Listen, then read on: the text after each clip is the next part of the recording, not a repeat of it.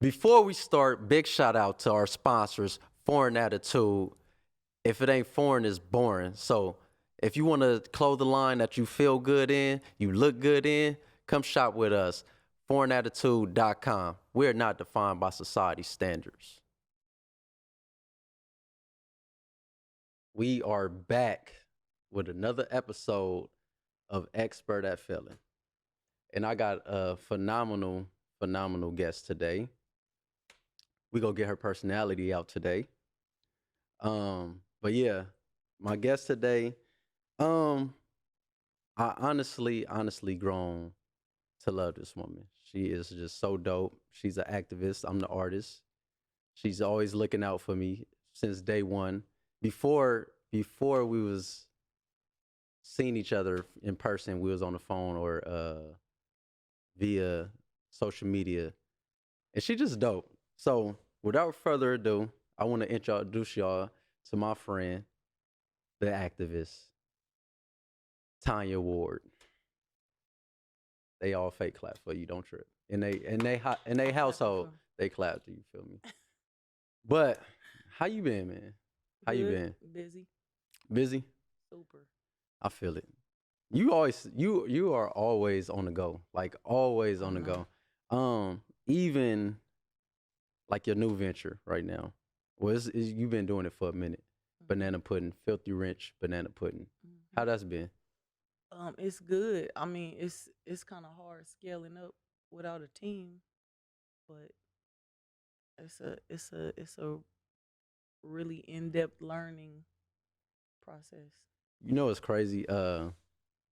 Because I always felt that way. Like team, group economics, it is big. Cause me being an entrepreneur, I've been stagnant because I try to wear all the hats, and I'm not good with all the hats. I'm not, Yeah. and it's like I don't have order.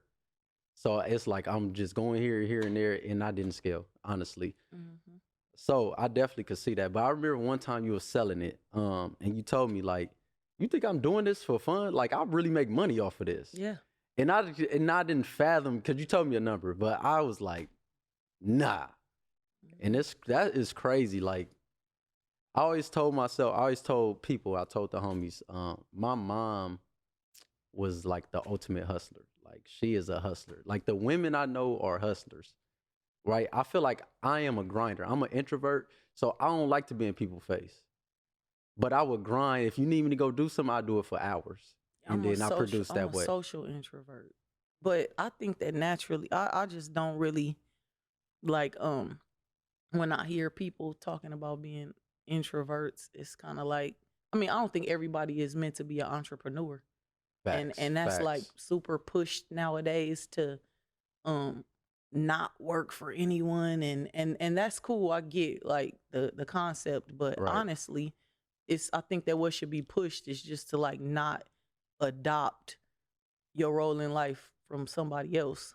But if working for someone, and some people working for someone is in a lot of ways for them more beneficial than working for themselves. It You definitely know, is. Definitely. as far as like being conducive to where they trying to get in life and what they want. Like, so you just kind of gotta like Some people tailor need it to order. you. Some Exactly. some people it's like, I like to get up and have my life structured and get a paycheck for doing what I love to do. Right. And just like somebody else's business and working for it, and possibly having like a 401k and things that situate you and your kids or your family Right, like are right. best for you. Like, but when I hear people talking about being an introvert, it's I feel like that's in a lot of ways adopted, like based on like just maybe experience, but humans are naturally so like we're I social creatures. It's funny because I always said that, right? As far as we crave connection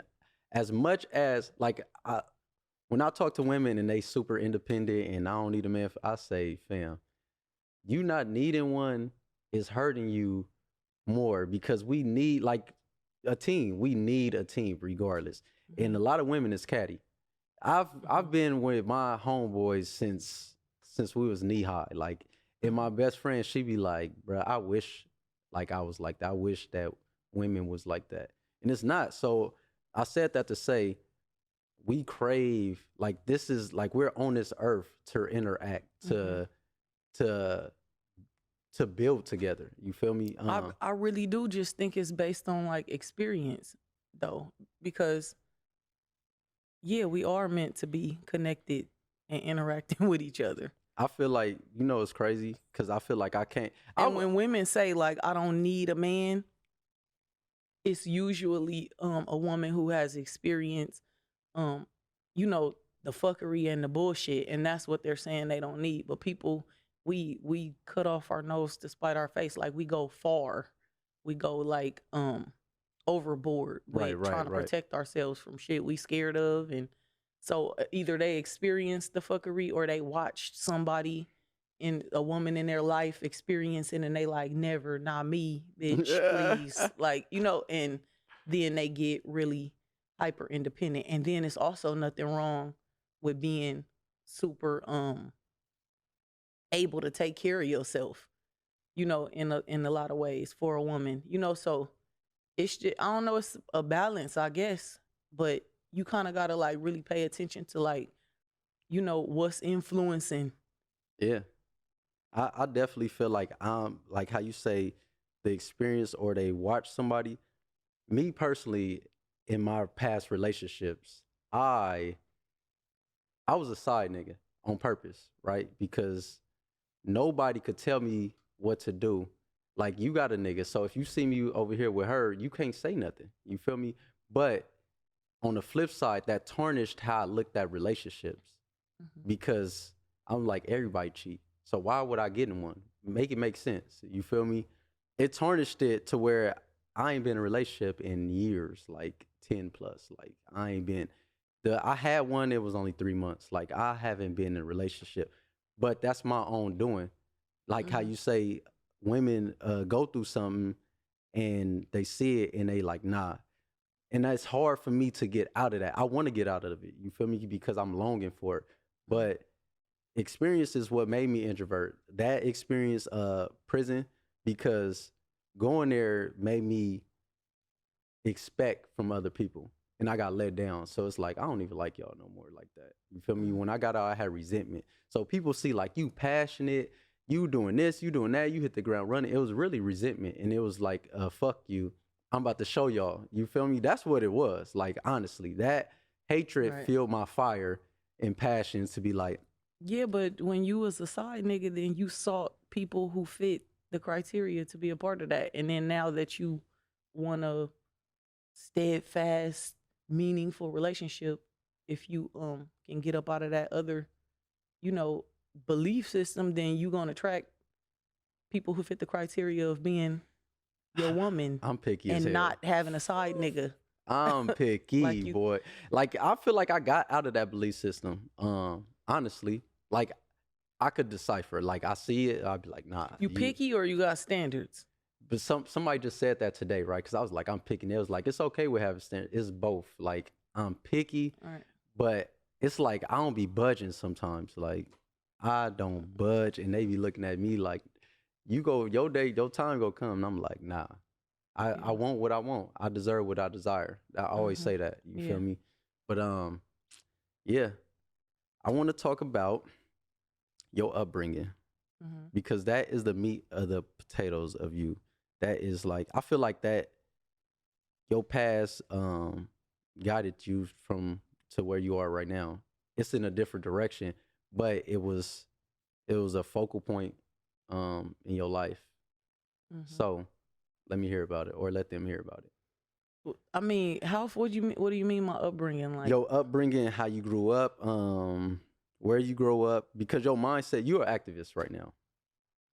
That is like, all right, so she took me, where's my camera at? She took me to a Black Lives Matter. First off, we met and we used to talk on social media, right? And then I believe the first time we met, it was at a film festival. And it was like something about prison and film, right? And I got a movie on YouTube called Wild Roots, and was there we finally met, like, oh, it's lit, blase, blase. But then after that, you took me to the Black Lives Matter event, and they showed the movie with Nate Parker. And American Skin. American Skin. That's like really one of my favorite movies. But they said Nate was on there talking. He was like, we all have the same mission, but we just have different avenues to get the Mhm. same result, right? And he was like, they are the activists and I'm the artist. I paint my picture and my awareness through the screen, and they do it through the streets. Mhm. And I feel like that's our relationship, Mhm. especially because she will push you. Like, it's nothing like having a woman in your life that push you to your greatness. You feel me? All right. Um, and I feel like they need to know your background to understand why you're so passionate about what you do now. My grandfather was like big humanitarian. See, I didn't know that. Yeah, and from Memphis to St. Louis to L.A. So in my hood, which my grandfather owned a business in since before I was born. Just all me and my cousins grew up in the hood, like in this business. My grandfather had a dry cleaners Mm. on 28th Street in Montclair. Right there by Adams and Crenshaw, up the street from Johnny's Pastrami. And so I got to, my grandfather had a nonprofit in the 60s where he would give shoes out and shit to, just the less fortunate. Right, right. And he it was called Aunts and Uncles. And so I would always growing up see like pictures. You know how you intrigued by shit to do with your parents from when they was little. Right, And you right, just right. looking at pictures and I'm seeing my mom like help my grandfather with the shit. And then in my lifetime, I'm watching my grandfather, people who I went to elementary with and shit who had parents that, may have been on drugs or just struggling. I would watch my grandfather like give them clothes and just like always like on some helping shit Right, right. and heavily involved in local politics. My uncle is Bernard Parks. So even before he ran for police chief and shit like that, actually my grandfather and him owned the dry cleaners together initially. Mm. And so just watching him move in local politics, having friends, what's her name? What's the one who that big Auntie Maxine Oh, and people like that being like his personal friends and just always hearing him speak about like the goings ons of the community in a way that was like not a dead end conversation but like how to help him piling all me and my homies before we was homies on a big ass school bus taking us to Raiders games and Magic mm, Mountain and just shit like that, just always trying to like help. that is dope. All right, so I wasn't gonna say this into the end, right? But this summer, I'm about to start a Big Brother program Mm-hmm. for single parent homes, ages 9 through 13, right? Much needed. Yeah, it's definitely needed because my boy, he's a counselor, a youth counselor, but he was like, bro, once they 15, 16, they already got their mind made up, right? And me personally, I was like, nah. I don't agree. You feel me? I was like, nah. But he, you know, he was doing his paperwork. He go see him, and he like, bruh, if they gone, they gone.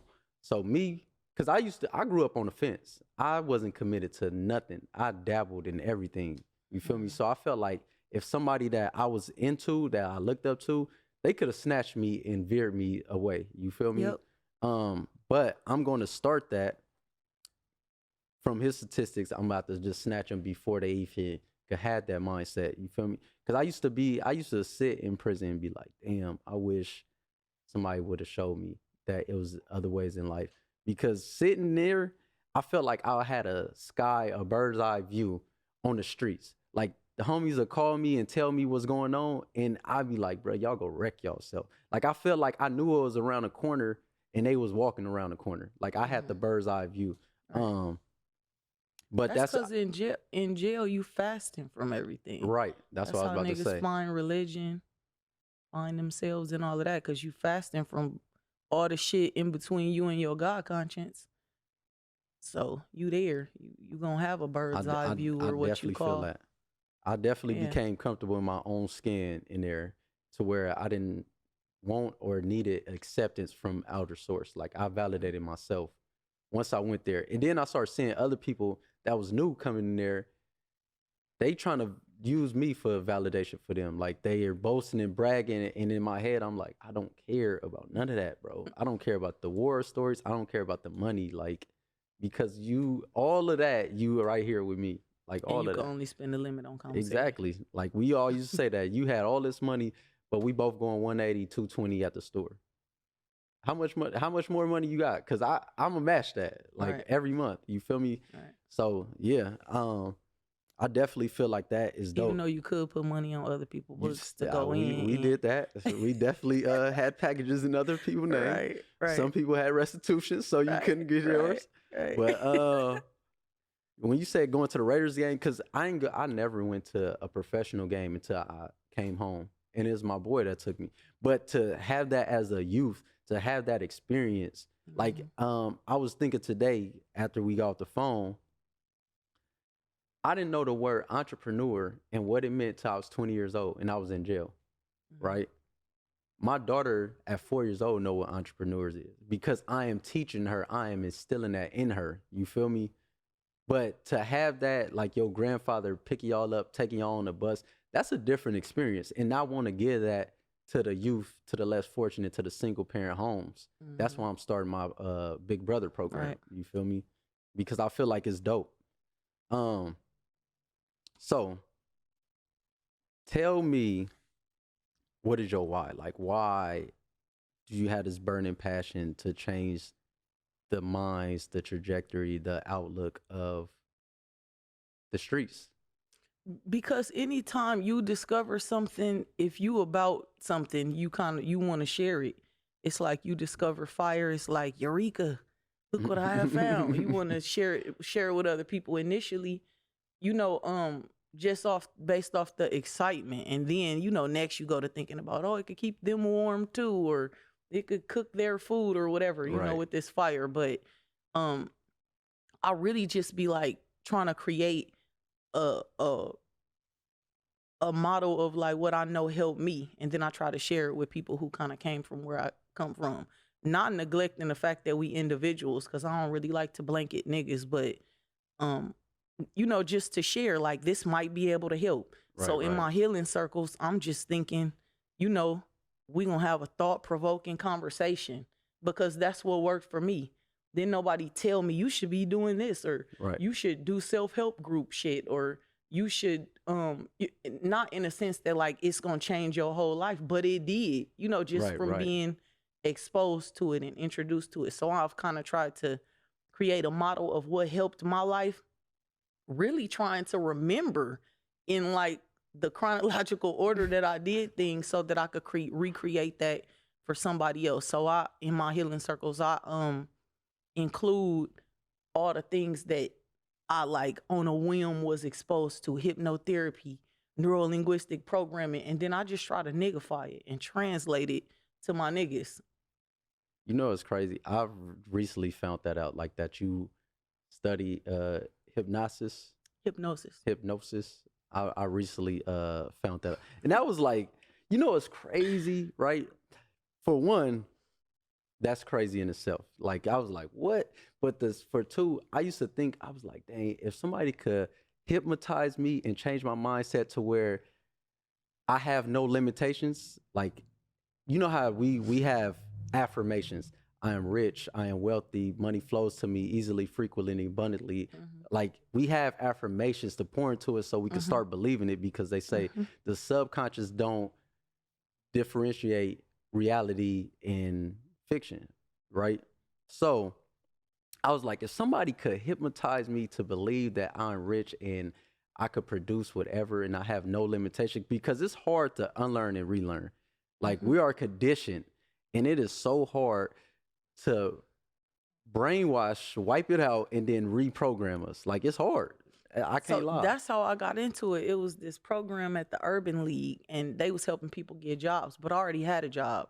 And I had like been out of the prison probably like a few years, but I was still moving around. I still was shooting my shot and doing all type of shit. I was still on parole and whatever, but I was my boyfriend at the time, he was going there, and I guess they was like having like some law of attraction type class blended with a class that was segueing them into like the construction field.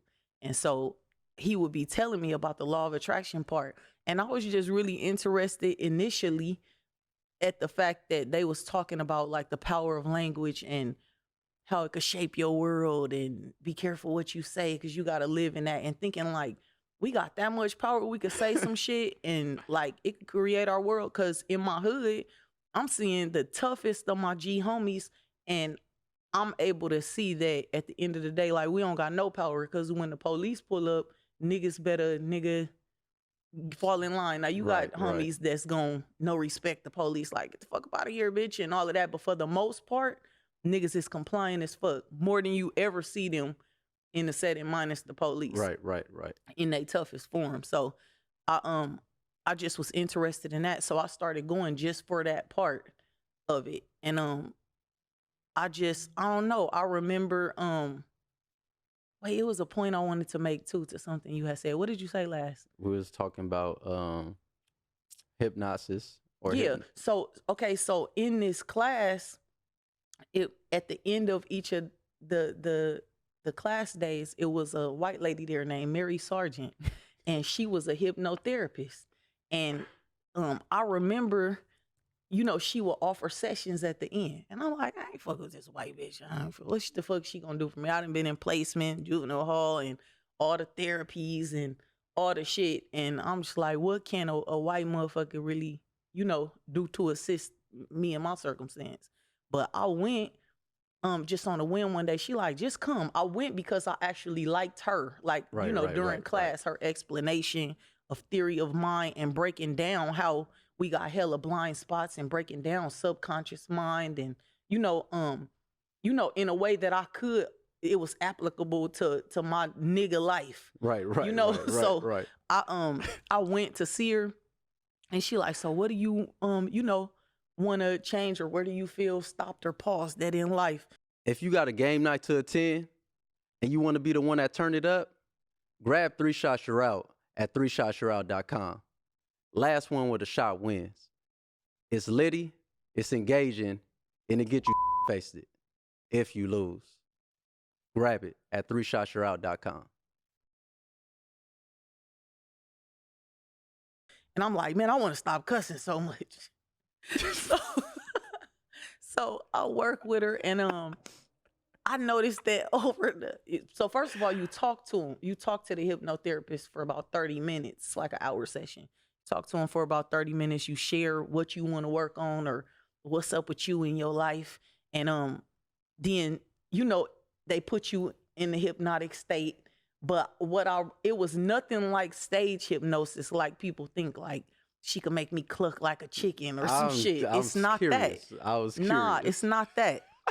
I'm laying there. She like stare here at this spot in the ceiling, and you can hear noises outside of the room, drown them out. Just zoom into my voice, feel the chair on your back and butt and shit like that, right? So we think that those things are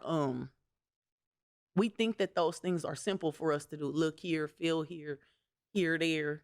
But the truth is, it overstimulate us. That's all the senses: touch, auditory, visual, and all of that. So it overloads. So I always try to break it down in a way like people could get it.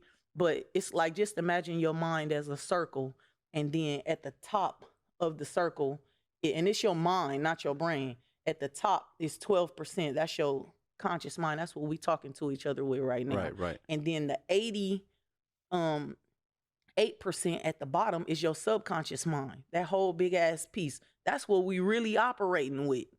So and then from 0 to 8, we take everything in as absolute truth. So just imagine a line at the top signifying this 12% versus this 88%. Right. And so whenever somebody tell us something, it just come in and it goes straight down to our subconscious mind at 88%. From 0 to 8 years old. Oh, your daddy coming to get you. We know the nigga ain't coming, but we believe it every time. Right. But we believe in Santa Claus. We believe everything from about 0 to 8 years old. It differentiate between the person, the individual. But at about 8, that line in between that 12 and 888, it turned into like a little block, and it's something called critical mind. So then we start to talk with this, and then we say, hey, critical mind, go down there in subconscious mind and check to see if that's true. That's why, so up here where we talking is willpower and all that shit. You talk a lot about, I'm gonna do this and I'm just independent and Right. and all of that, but it don't always last, because we going off of some shit from 0 to 8 is mostly what's down there, and we really like just compounding on top of like that belief system of a little ass kid, decisions we made then. So that's why when we trying to I want to lose weight, critical mind, go down there and check to see if I like salad or ice cream. From 0 to 8, what you like more? Ice cream. From 0 to 8, what you like more? Exercising or chilling and having fun. So it willpower don't necessarily win with that. So that's why people talk about recreating your belief systems. So while she talking to me, when I told her that I don't want to curse that much no more, I noticed that over the next course of the week, I went back to her when we went back to class, and I'm like, man, that shit did not work. I'm still cussing like a motherfucker. I still cuss to this motherfucking day a lot. Yeah, I hear. And look, on accident and purpose. So she was like, well, what were you thinking, when you were cursing? And I'm like, man, every time I cursed, I was, just like, fuck, I cussed again. And she said, and that's the beginning of it. Like, that's what hypnosis could do for you. It make you hyper aware. The main ingredient is that you want to do it. So that's how hypnotherapy is different than stage hypnosis, the clucking like a chicken. It's like the main ingredient is that you want to do it. You are willing and eager to make the change. And that's what I like about it. So it made me hyper aware that I was cursing. And then she asked me, why do you want to stop cursing? And I told her, because people always tell me, like, you curse too much and you too aggressive. And she told me, she said, well, I don't want to work on that then, because you don't want to stop cursing. Other motherfuckers want you to stop cursing. Right. And that's their problem. And you're going to need all that aggression for the work that you're getting into. Trying to change lives and save and spare Black life. And gang, you need to speak the language of your people. Now, when you want to stop cursing, then you could come back. But I ain't going to make you try to help you stop cursing. How many years ago was this? 2012. Yep. But that's what I like about neuro-linguistic programming and NLP, is that it's behavior modification, but based on what the fuck you want for yourself. You go in there and you tell a motherfucker what to tell and help you to dig up and figure out from your subconscious mind that you don't need no more. That ain't, like they always say nowadays, that ain't serving you no more. So that's what I like about it, that it's me telling you what to say to me in hypnosis. So you've been, what was the turning point? What was the pivot to where you was like, I want to change the streets? Well, that just go back to like me talking about what assisted me, and probably the identical replica of myself would be another Black gang member. So that's my target population, because I'm that target population. Was it a moment though, like, you know what? Because me personally, it was, I want to say it was in prison, right? I found out it was a lie. I felt like everything the streets offered, mind you, like me growing up and how you grew up was too different. Like y'all had structure, y'all had it was probably the end of structure. But y'all had hierarchies, y'all had big homies that been doing this. It was kids raising kids with me. Mm-hmm. Like they was 2 years older than me. Like, you feel me? And if they said fuck a bitch, I took it to heart, but I didn't know they was really pillow talking over there. You feel me? Like we listen to music and we taking that like, oh, that's how you be a gangster right there. You feel me? So we was wild. But that go back to hypnosis too, because that's so how people think that like to be in hypnosis is to be like this melodic thing. I for sure thought. It's not. It's to overstimulate. Look here, touch here, and overstimulate. And who is always overstimulated but niggas? I gotta watch my homies. I gotta listen for this. I gotta watch the police. So we always in a state of hypnosis. That's why we live our lives through rap songs. Now when I was still young, my G homies was more influential to me than the music per se. But the music was a little bit different too. I Right, mean, it right. wasn't as um I'm gonna kill a op for yeah. real quick. Yeah, yeah, Yeah, I yeah, mean, it yeah, was yeah. shit talking like a motherfucker. It was talking about killing and doing shit to niggas, but it not at this level. But yeah, we always in a state of hypnosis. Black people, like that PTSD thing is real. No, So I definitely believe it. Cause even when I hear metal grinding, like lockers getting pushed, like it's somebody fighting, or bunk beds getting pushed because somebody fighting in between the bunk beds, I snap. I be like, mhm. bro, like, and that's PTSD.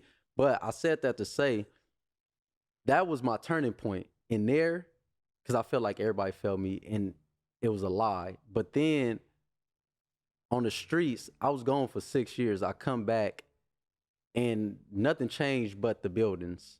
You feel me? In the landscape. But as far as what people was doing, nothing changed. And I was like, damn. Mhm. So my turning point for me to be the activist through digital, through media, um, it was for me, it was that to see nothing change. I was like, bruh, my whole purpose now is to liberate financially and mentally our people. Like that was my whole purpose. And I wrote books first. Mhm. Nobody read books like that. I ain't gonna say no because I read. You feel me? But Right. as a culture, as the mass, it's true to this day. They said it Mhm. back then. They You said it hide it today. in. You feel me? Mhm. You hide it. That's where you go hide it at. They'll never find it. Yeah. But so I'm like, all right, they don't read. I'm about to start putting visuals out there. Right. And one thing, right? I knew I was on the right path. I was doing Wild Roots, and a homie, he deep in the streets. He got 4 kids.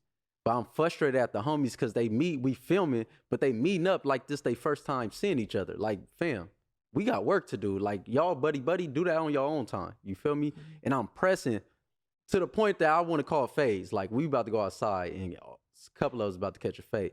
But he put me to the side. He put me in the kitchen. He was like, "You good?" I'm like, "Nah, bruh, I'm not." He was like, "Man, I just want to let you know that this right here, you saving my life. Because if I wasn't here filming, I'd be in the street somewhere. Right. You feel me? And ain't no telling what'd happened. And I got 4 kids." He was like, "So I want to let you know." Like he was giving me my flowers. Mhm. And that was like the switch. I was like, I gotta do this right here. Mhm. Cause I don't go to funerals no more. Like if somebody I'm at the repast, the last time I see you is not gonna be in a casket. You feel me? So I was like, I have to do this right here. I have to show them because I was used to wish that it was another way. Somebody showed me this is how I'm gonna show them. Like I put our kids in the movies, homies, everything. I put different hoods that really don't really get along, but Right. you here with me, so if you trip, then I'm on your ass because it's the Mhm. respecting. You feel me? If Mhm. I bring you over here, then you disrespecting me. But to say all that, we could segue into the Nipsey situation. Yeah, I feel like that's when I kind of started deciding that I have to center black gang members because because after I went to school for hypnotherapy, then I went to school for community planning and economic development, and then after I graduated that, I did like almost 18 months of a like a social justice program internship Mm. where I was working as a case manager for whole person care and with a forensics treatment facility working with reentries and people with a history of mental um health issues and homelessness and on Skid Row. And Right, right. then I started working for Second Call and being a case manager there. But I was kind of initially I just wanted to create something that could assist black people as a whole. And then as I got involved in the work, when I saw how much them motherfuckers don't consider black gang members, then I started to like, as I began to call them out on that, Right, it right. just made me more and more eager to create something specifically for black gang members. Cause in the in the social justice nonprofit space, it's hella Hispanic objectified, hella centering them. It's real political, Right, you know. right. So they gonna choose them because you know they numbers is bigger and on the rise. Um, and I want them. I want any oppressed or fucked over group of motherfuckers to get what they got coming Right, right. good at the same level that they had what's coming bad. But I'm focused on my people, As you should. and I am, you know, interested in Black and brown unity. I feel like I'm more interested in an effective way than the average person because I'm trying to really focus on niggas so that we able to even have a conversation with another group of people. Right, right. And so I just remember I was working for a brown led org that was started by a Black person. That's a lot of the orgs in South LA was begun by who really has been mostly influential in the civic and civil rights movements and shit is Black people, but then Right. it get passed on to, like I said, for political reasons, Hispanic people. And they just wasn't including enough niggas for me. And I called them out on it. And they start trying to like press back. And so what I did is organize all of their people that were working with them, all the other people in my cohort, like about 28 of them was brown. And they was like, we're standing in solidarity with Tanya that there aren't enough Black people. And I had like 28 of they fucking employees not going to work. Oh, that's deep. And so that was then they fired me. They let everybody else come back to work. They named CD Tech, by the by. And they over here by Trade Tech, they run the community planning and economic development program over there. And they speak really well and know how to make it seem like they ain't anti-Black, but they ain't fucking with niggas, but they get money for Black and brown.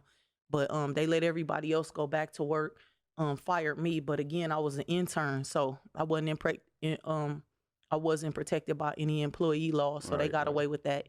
But that was the beginning of March 2019. And then March 31st, Nip got killed.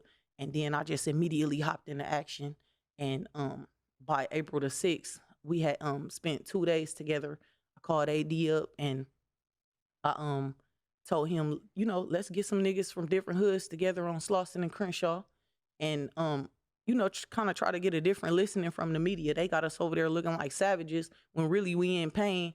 And it's people from different hoods, which is a beautiful thing. But if we underline that and bolden the fact that it's different people from different hoods all feeling the same way about one crip, you know, it would be great. So we met for 2 days, and then on the third day we was on Slauson and Crenshaw and we did the march.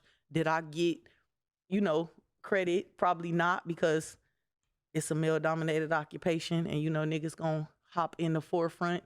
And still the credit that they're saying I shouldn't even be speaking up about, because it's not about the credit, you know, that same credit that they took. Right. That ain't that important when I speak about it for myself as being a person who had the idea.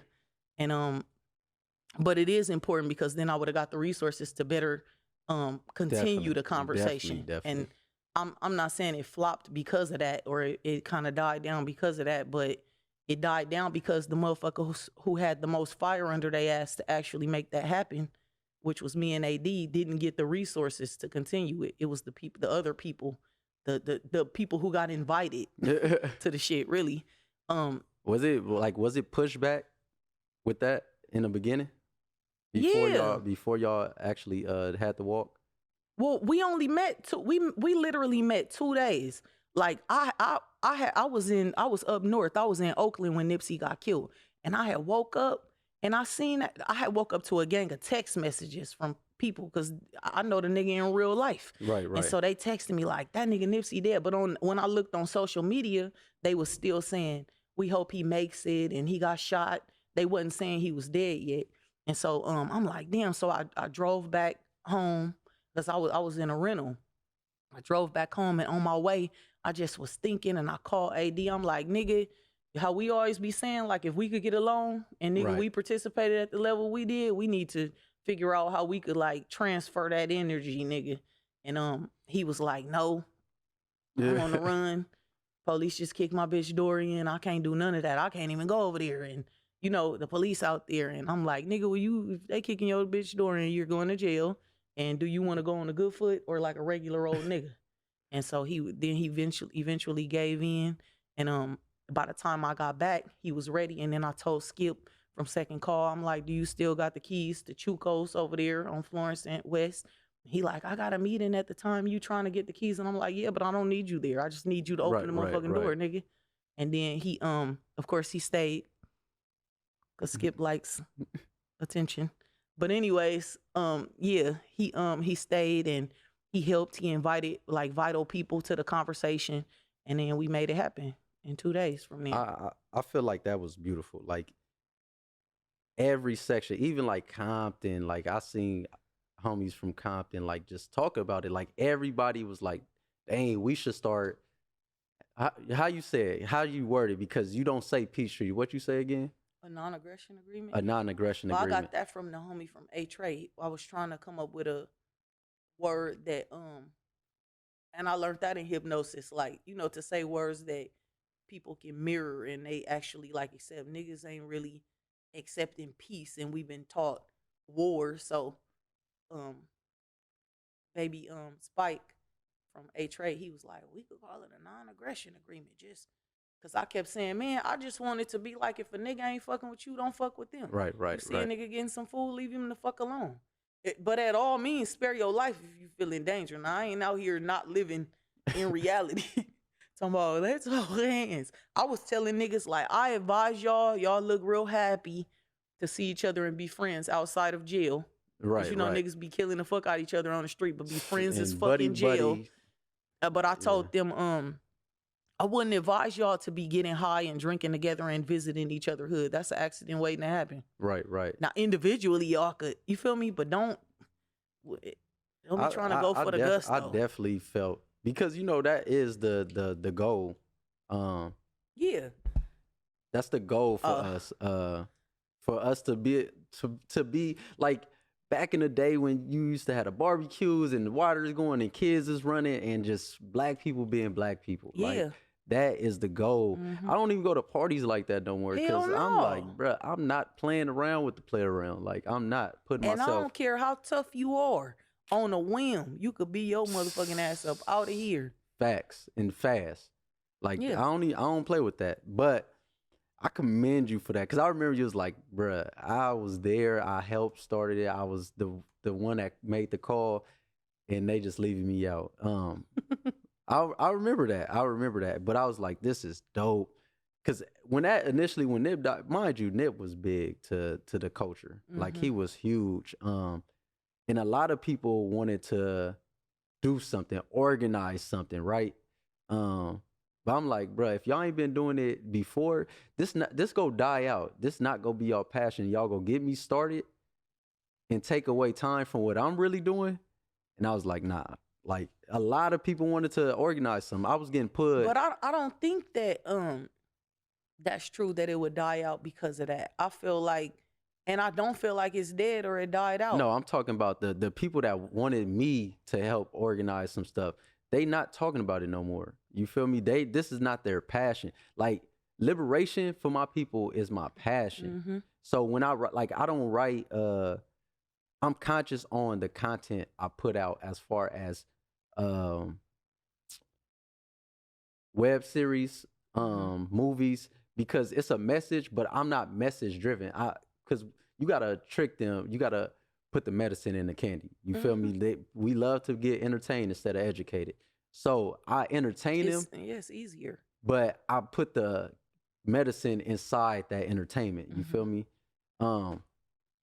But yeah, like the people that wanted to do stuff, they're not pushing that no more. But me, on the flip side, I'm debt free, credit score. Like I'm pushing everything to be liberated, to where it's like, damn, where's my next coming from? No, we got the skills, we got the tools to do what we got to do.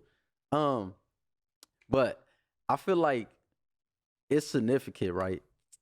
Like people that don't know you, you got, I wouldn't say the voice, but you might have, like, to the streets, because you've been through that. You've been through the ringer. And earlier I talked about being a woman in gang culture. You feel me? Because I feel like either you become a hood rat, you get slutted out by the homies, or you become masculine and you get hardened. But you told me a different story. You feel me? You said you had a boyfriend, because I wanted to transition from you now and you being a woman in a relationship, loving on somebody, growing with somebody. But you was like, I've been that from the gate. Yeah, I had a long term majority of my highly active gang banging years. I was in a relationship, the same relationship with one of my homies from my hood, and yeah, I was with him from 17 to 32, and we had about a 5 year break because I went to prison and then he went to prison in my last year of prison. We both had went to the feds, but yeah, I wasn't running the same rat race as the homegirls, and in a totally humble and not judging way, because it's promoted. Like I said, it's a male dominated occupation, and they promote that the homegirls are in large part for the entertainment and sexual Activities. interests of the homies. Now, that's even the homegirls who is a somebody per se from the hood that they known as an active homegirl or respected. But they be whores as fuck too, and been pressured or maybe made to feel as though sometimes in a lot of senses that they owe the homies some pussy. Right. And that's just a real thing. Now, a lot of bitches ain't gonna admit that that's from a gang, because they gonna swear, not me. And the homies know. And you know, and some of them don't fuck with the homies, you know, in rare cases. But for the most part, the average homegirl, yeah, they made to feel like they owe the set and the homies some pussy. And they'll even say shit like, oh, you over there fucking with them whoop-de-whoop niggas? Right. You ain't gay the homie, you ain't fucking with the homie. You know, and it be that. It be like, you taking our pussy over there. And it's like, what, bitch? Like, but yeah. And then in gang culture, it's a humongous, you know, from that aggression and that feeling like the homegirls belong to the set. And then too, it's a thing too that usually the homegirls, as tenacious as we could be sometimes in gangbanging, sometimes we be harder than the homies.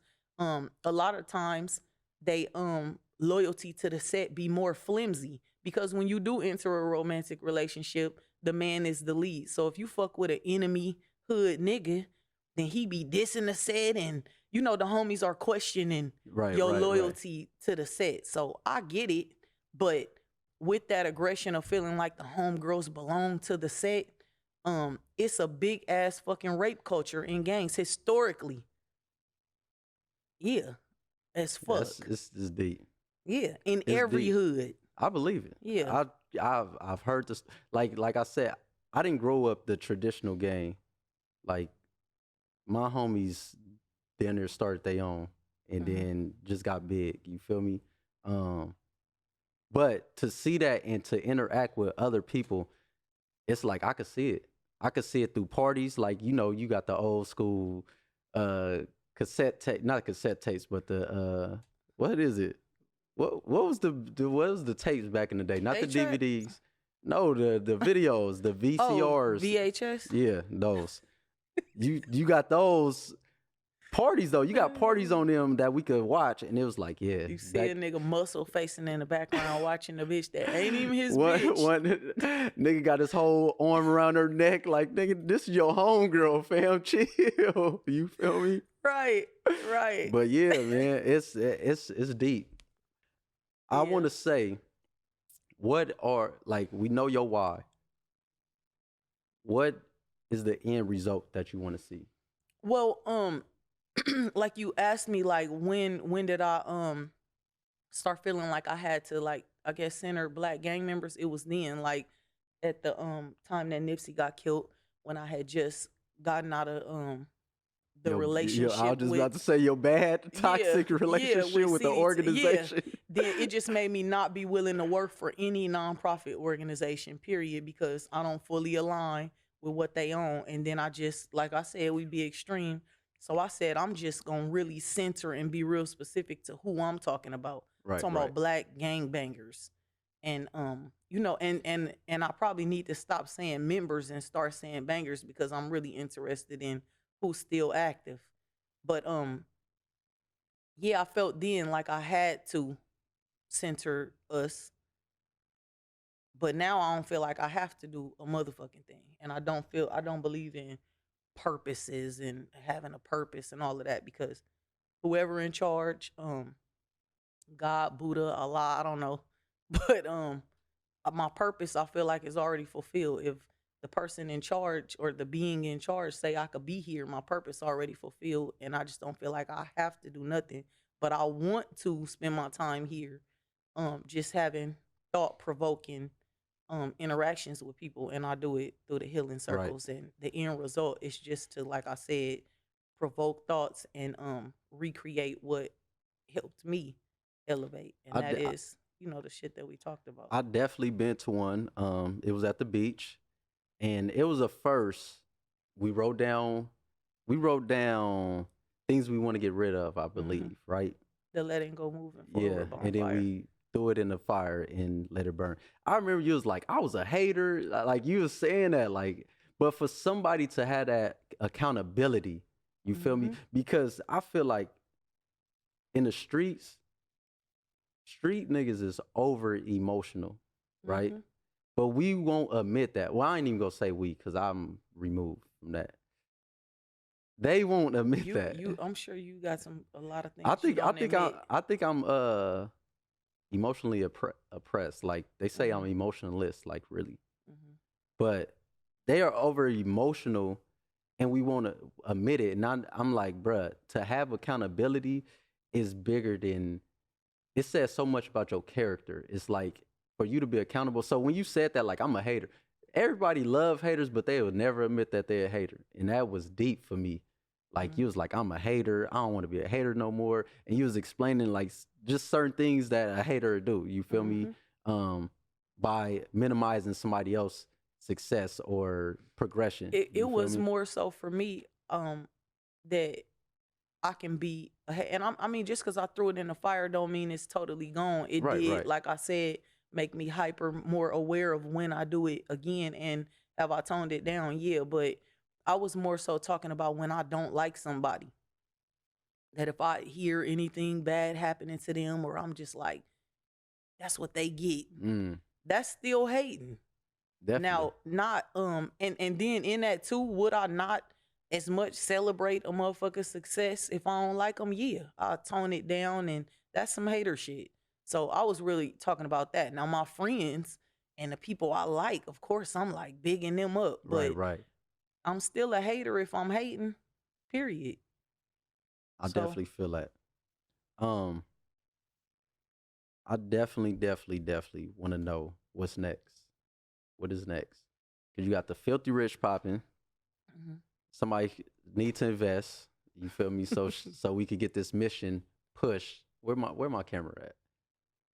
Somebody needs to invest so we could get these missions pushed and off the ground, so y'all could see real change, especially from somebody from the streets and doing the work, doing the groundwork. But what's next? Like, what is next for you? So my healing circle, is called Gut Healing Circle, gaining unity through transformation. And how Filthy Rich came about is because I'm trying to, continue these efforts of conversations from the Nipsey inspired Peace March, and to sustain myself and get paid now that I've decided I will not work for another organization. I only do consulting work. Then I started doing the banana pudding so that I could take care of myself financially, Right. and it kept me engaged with the community because where I set my tent up is still in the hood, different hoods, and I get to engage with people, and then I get to funnel them into the conversation of the healing Right. circle. But my next thing is to my nonprofit organization that's over the healing circles is called Warfo. WARFOA stands for We Are Responsible for One Another. But the aim is to basically for people to really understand what I'm trying to do is create a social enterprise much like Homeboy Industries, which I Right. definitely respect and love what they have done. Um, Mostly involved over there is the Hispanic community, Hispanic gangs. So I want to do that for Black gang members, and our product will be coffee, because it's one of the largest commodities in the world, and I have a connect to a coffee farm in Africa, and I feel like it would be That's dope dope. to connect Black gang members, the Tar. most lost people in the diaspora, to back to the continent of Africa, and we'll have coffee carts and coffee trucks and coffee every fucking where, and it'll be buy-in potential for the gang members to franchise and create their own businesses, and at the same time it's going to be, the healing aspect is the nucleus of it, and also peace training to, you know assist people with being trained and advocating for the peace and its non-aggression agreement I in remember their respective area. I remember you talked about what was it? You wanted to take a trip. Like a To Africa, to the Ghana. it was like the resort type thing though with the gang members. Oh yeah. So Yeah. yeah, so that's the first thing that I am. So what I'm doing right now, I'm basically cultivating the curriculum in the healing circle. To I'm working with a professor over at LMU at Loyola Marymount named Hmm. Michaela. And I met her through Dr. Grills, Dr. Cheryl Grills, which is one of my mentors in the healing circles. So my healing circle is connected to a bunch of different healing circles. Like you see THC, the healing circle, Right. a nonprofit called APUU, um, a nonprofit called TRP, the Reverence Project, which is led by Akila Sherrills, one of the people involved in the 92, the Mm. Truce and Nine Deuce and all of that. And it's called the South LA Healing Circles. It's under a community safety initiative of Marquise Harris Dawson's. And so sometimes they fund our healing circles. It's off and on. It's been a Right. pilot since 2019. And, they basically give us resources to do the healing circles when they get it. But yeah, I'm getting my curriculum together so that I could have 100 handpicked gang members that I take on a retreat, and we just do like an accelerated intense I think that's version is of the vital. I curriculum. think it's vital, honestly, because I feel like that part would be like the butterfly effect. They would go in one way and they'll literally come back. Some people haven't left this state, some people ain't left this continent. Like, so they'll literally come back with a different outlook on the Hmm. streets, on each other, especially if they form a bond while on that retreat. Hmm. Um, I definitely like, even in my big brother program, right? I want to teach them conflict resolution Yeah. before they get to the age to where it's like I'm impulsive, I'm Hmm. about to just snap. You feel me? Like, I want to teach them that because we need that. Hmm. We need that a lot. Even grown men need that. You feel me? Hmm. Because we get impulsive, especially when you got, like, we used to call them pump up artists. Like, Hmm. I used to instigate. Ooh, I used to instigate one time. It turned on me like, nigga, what you? And I'm Hmm. like, oh, now I gotta. You Hmm. feel Gotta me? perform. So yeah, Hmm. I learned. I still do it, but minimum. I'm minimum with it. You feel me? I just got to test you one time. But No, yeah, yeah, but my aim with the healing circles, the pop up healing circles that me and my partner Raven Morgan do, is to kind of like bring the retreat to the hood, like just popping up on niggas, because everybody can't and ain't gonna go, to the you're right. retreat, and I only have so many slots reserved, as financially, and so I want to bring that they won't leave the sameness to them, you But you know. know what though? Sometimes like people have a FOMO, fear of missing out. Hmm. If you take the first group and then they come back and tell them about it, they like, I'm a soften up and I want to experience this. You feel me? Yeah, Like, and not even just a fear of missing out. Like when you are connected to certain people, like these people who I'm gonna take, they close to some people that ain't gonna come. And if people see something in them, then exactly, it just kind of like exactly. spill over. But I'll be studying this Marcus Garvey 100 monkey theory type thing where it talk about like the transfer or like the translation of things and how it can grow from this point of like 100 people, and that's how I landed on it being Mm. 100 people. But All right. So one of my last questions, right?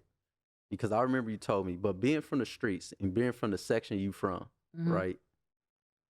Is it hard to infiltrate other areas, other section gang members? Because I remember you wanted to do a healing circle at a park, and they was like, "Nah, Yeah, you can't do it over but here." and then that go back to what I'm saying that I think that what's the real connection, especially nowadays, cause shit's so rinky dink beyond your hood and where you from, is that it's like this for real niggas. Like real niggas be like craving each other, like, oh, y'all over there? Well, I don't care where you from. Like you a real nigga? Cause I got all these suckers in my set. So, you know, a real nigga, a real person is not gonna zoom in on that. I'm saying, you know, even if you active, come to this park and get some of this workforce development opportunity that they got over here. Right. Um and hear active niggas and it sparks something in they big overgrown ass that say, "Oh, I need to flex. Ain't nobody coming to the hood." And but you supposed to be somebody who is bringing something um higher and more to your section and just, you know, this realm of you know, black gang members. You gonna say, "Look at her trying to do this." You gonna, if you got some type of influence, you gonna tell your homies like, you know, it ain't it Right. ain't no bullshit. Like she trying to do something. Yeah. But when you a whack motherfucker, You want to then flex. then you want to flex. You know, and we could all flex because it ain't no gender to flexing. Facts. And anybody who know me know that. So, you know, but Y'all, I'm not gonna y'all let seen, nobody. y'all But seen the real nigga come out but of I'm her. not gonna let. She looked me in my eye like it was me that told her she can't come to But the I'm just park, saying, bro. you know, it ain't no gender to it, and you know, but I choose to spend my time helping my people versus hurting them. Right. Whether that's arguing with a nigga or, you know, getting physical, you know. But everybody think that they the toughest and that they the only one tough. And that's wrong move number one. Right. You know, and that's what they be doing. And like I say, ain't none of us really this tough. We all tired of taking losses. And That if shit we is defeating. right, and I be telling the homies like they be like, man, you know, it's good you doing that.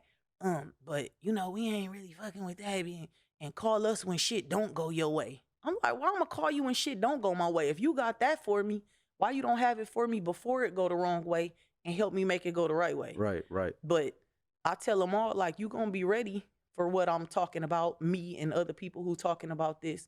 When you taking your last breaths on the ground or your peoples or, oh, I done been shot before. I ain't scared to die. Yeah, until you actually die. Right. And your ass looking around and don't see nothing your ass familiar with. And you looking dumb as fuck. And you realize you wasn't as tough as what the fuck you was acting. A lot of people realize that they ain't that tough now though, before they die, but they just, you know, Yeah. in they role. They start fading to the back. Like y'all can have that. Right. But lastly, I want you to tell your target audience. But to answer your question, no, it's not hard to penetrate other hoods, especially when I'm just linking with real niggas from everywhere, and that's real easy to do because game recognize game, and we Facts. recognize each other. Facts. And it don't be nothing. They could be from an immediate worst enemy hood, and it just be you know, and we know because we brave enough to do that. We don't care what our homies think or question us about fucking with somebody from over there because we got a different mission and we focused on that. Right. Yeah, we ain't scared. That's brave work though, and I really commend you for it. Because everybody won't take that, be on the forefront of it. They'll come after, you know, people like even that's with products or anything. I'm not gonna try this new product first until a couple people do it, and then it's like it's a book called Start With Why. That's like one of my favorite books right now. It's a book called Start With Why. And it's dope. And it talks about that, but it's product driven. But I want social engineering. Yeah. I want you to tell your target audience, like give them a word. which is the street culture, the gang members, gang bangers. Um, give them a word of a mission, a something to spark their mind.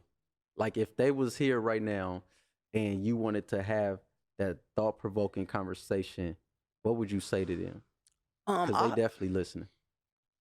I think that You can look at it I'll wait. Which one? right Oh, here. okay. I always think about like um you in my section we call like busters or weirdos yees, and I always think that if I'm trying not to look like a yee, that probably mean I'm a yee because I give a fuck and I'm being moved by outside opinions and shit. So if you in your private thoughts know that you are not saying or voicing some shit because you don't want to be looked at as a yee, then you're a fucking yee.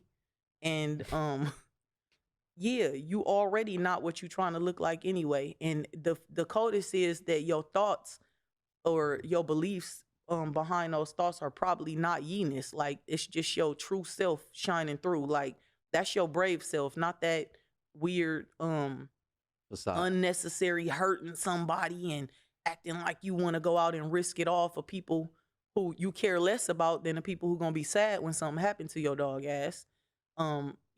Just I don't know. I just raise up to think your own fucking thoughts and stop trying to win a popularity contest that you'll never win because it fizzes out real quick, especially when you go to jail or die. And I don't know. And two, I operate based on I think a lot. I make decisions based on like what I think will be important to me. Like when I'm taking my last breaths, like will I be happy or proud of myself by having done that? Like so even small decisions I think about shit like I just really understand how precious life is. So What do you want to be remembered by? helping motherfuckers. I want people to know my drug of choice is helping people, helping black people in particular, but people overall, then black people, and then black gang members. I just want to be known for helping. I don't really care about being known for no tough, unnecessary ass shit. I want to be remembered and known for my good deeds. Give it up for Mother to Tanya. Yup, you fucking ain't right. All right, man. That was another episode of Expert at Failing. I hope y'all enjoyed it.